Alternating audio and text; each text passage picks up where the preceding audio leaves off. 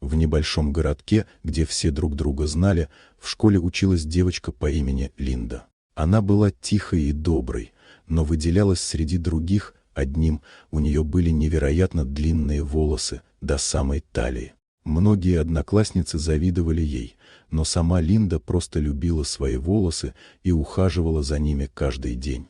Однажды на уроке строгая учительница миссис Харпер заметила, что волосы Линды мешают ей писать, а еще отвлекают других. Но дело было не только в этом. Миссис Харпер давно считала, что слишком длинные волосы – это признак лени и беспорядка. В ее взгляде на жизнь все должно было быть одинаково, аккуратно и коротко.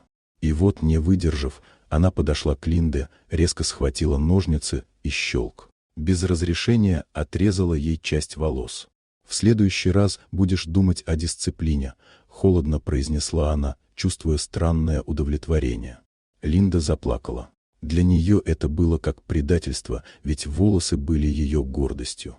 На следующий день в школу зашел ее отец.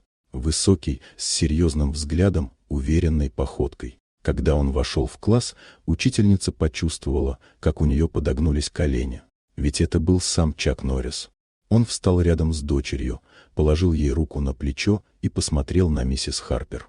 «Вы ее отец?» — растерянно пробормотала учительница. «Да», — коротко ответил Чак. Его голос звучал спокойно, но в нем чувствовалась сила. Миссис Харпер тут же начала оправдываться. «Ох, я не хотела. Я просто... Дисциплина. Волосы». Чак посмотрел на нее пристально. Одного взгляда было достаточно, чтобы учительница осознала всю глубину своей ошибки. Она торопливо стала извиняться, почти шепотом, не смея поднять глаза. «Запомните», — произнес он, — «сила не в том, чтобы отрезать то, что вам не нравится, а в том, чтобы уважать чужое».